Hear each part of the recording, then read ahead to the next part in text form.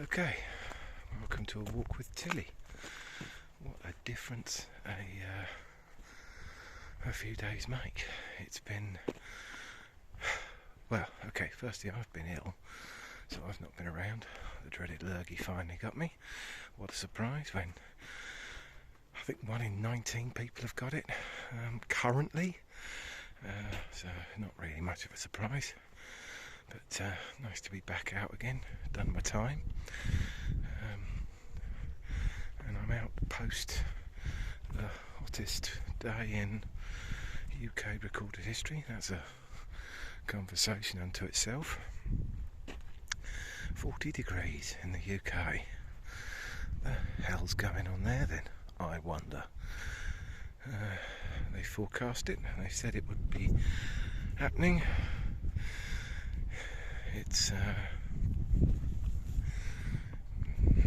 been predicted. It's actually faster than it's been predicted that we would eventually meet this point. So, yes, I am not that surprised. Still, this evening is slightly cooler. We just had a little sprinkle of rain, which is good. And I guess what I was discussing prior to becoming poorly is still in flow. We've lost some of the really toxic candidates, but we're left with not much different really, let's be honest. A little bit less on the outskirts of appalling, but nonetheless not exactly wonderful by any stretch of the imagination. But then, you know, it's a busted flush at the moment. We've got, so it looks like within the Conservative Party members who are now going to be responsible for the final choice, we're down to the two. So effectively we're down to Truss and Sunak.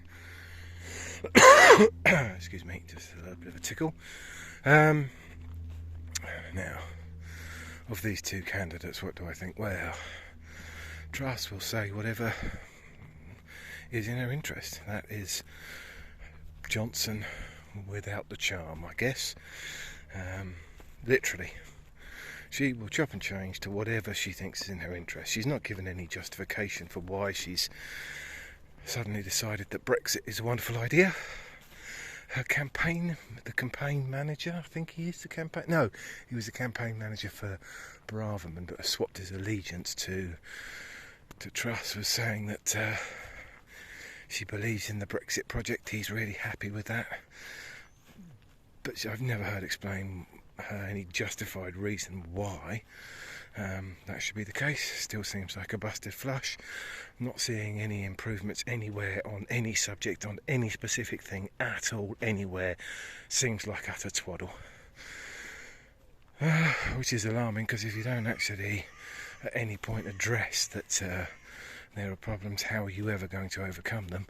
And the problems that they're suggesting are the one area where there doesn't appear to be problems. From what I can see, there's only two places that are doing well out of Brexit so far. That would appear to be London and the city. They are very adept at playing a moving market. That's what they do. And Northern Ireland, who obviously are both in and out of Europe, who have and don't have access to the UK market. And have been doing very nicely, but they need to get rid of that quick, or it will highlight the problems with it. Truss is pretending that the answer is tax cuts. Well, that's not the case. When you have inflation, in fact, one of the best things you can do is actually raise taxes to control inflation. You don't appear to have an overheating economy, and if you're that worried about economic growth, then surely the first thing to do is look at the biggest drag on economic growth, which has been leaving the common market. Simple. It's got twice the effect of the pandemic. Yeah, if you don't care about that, then you're just lying for the sake of it, because it certainly isn't down to where you make tax cuts or rises is incredibly important, and where the burden of those tax rises has lain, that could make a difference. So if you look at where the weight of the high taxes that we currently have in the UK lay, that would be predominantly would have reduced with the highest income earners and wealth owners, and increased with the lower and middle sections of society. So that would certainly be something worth addressing, rebalancing where the weight of taxes.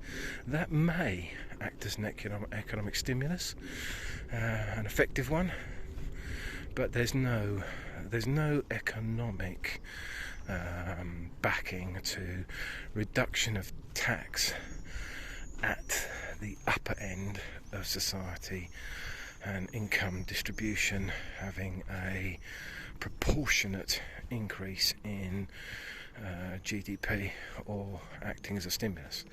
The place where it acts the most as a stimulus, where you can get some stimulatory effect from it, is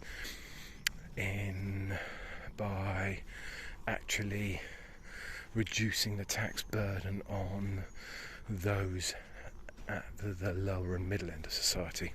That isn't what's being proposed. It's never been proposed. It's not being proposed now. They want to basically give their donors a tax break. And Richie is sensible enough to know that the cost of that is going to be breathtaking. And it's all utter twaddle, because if you want to improve, if your primary thing that you think is the most important thing to do to improve GDP, the best way to do that is to increase the trade with your trading partners. The way to do that is to reduce the things that restrict that. The biggest thing that restricts that is Brexit, and getting rid of the customs union. It ain't brain surgery, it's obvious, and the rest of it's just obfuscation and a lie. They're liars, continuing to lie. They'll carry on lying. There's no reason why they won't lie, because they lie their fucking heads off constantly. It's disgusting. Anyway, that's my current thoughts. I'll update it tomorrow when I'm feeling a little bit better and slightly less cross. Let's see what's in the news tomorrow.